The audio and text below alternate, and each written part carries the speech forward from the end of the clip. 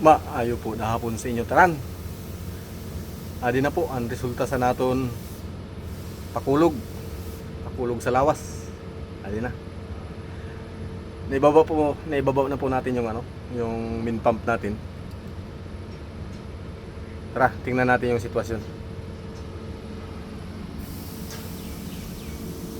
Ito na po yun. Ito na po yung min pump natin. Yan. Hindi lang oil seal ang issue. Ito, hindi lang oil seal. Hindi lang oil seal ang issue. Sobrang tigas na ng oil seal. Dapat hindi siya ganito katigas ang oil seal. Hindi lang oil seal ang issue natin, kundi ito. Kung makikita nyo, may kanal. So ibig sabihin, may chance na lumabas ang hydraulic. May chance na lumabas ang hydraulic dito sa oil seal na to. Bakit? Malalim na ang kain yung kanal niya. So pwede pa naman to may remedy. Machine shop. Machine shop lang na ipa-machine shop lang natin. Binunot ko na lang dito. Gawa ng pwede naman siyang bunutin. Yan. Pwede naman siyang bunutin diyan. Hindi mo naman to kailangang gibain lahat para makuha mo na itong shafting na to. Hindi mo naman kailangang gibain lahat ang i-dismantle ang pump. Kung i-dismantle mo to, tatlong putol to. Isa, number 1, number 2, number 3. Itong gitna, maghihiwalay din to.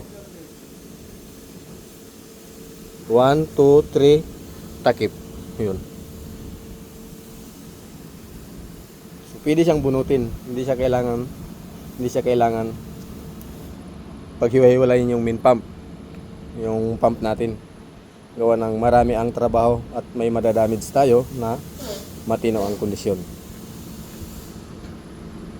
Pwede siyang bunutin yung shafting. Tapos yung coupling niya idadamay natin, since na nakababa na siya. Hindi biro ang magbaba ng pump, kaya idadamay na natin siya kasi may damage na rin. Ayan, biyak. Nagsisimula ng maghiwalay kasi biyak na rin siya. Ayan, idadamay na natin to. Kasi nang tiningnan ko siya kanina, ang clearance niya doon sa ipin, niya. Ito, ang clearance na to, masyado nang maluwag. Pag naputol to lahat, ito ay durog. Ibig sabihin, wala na siya sa wheel balance niya. Pwede siyang madurog pag hiwa-hiwalay na sila.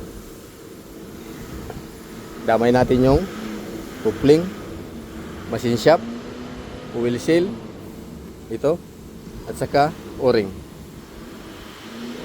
Yan lang po muna. At panibagong journey na naman tayo bukas. Bukas na naman at hapon na. At least ngayong hapon, ibaba natin siya, nagawa natin ng paraan. Maraming salamat po at lagi po tayo nag-iingat. Nagpapasalamat sa buhay kung anong mayroon sa atin. Ingat po tayo palagi.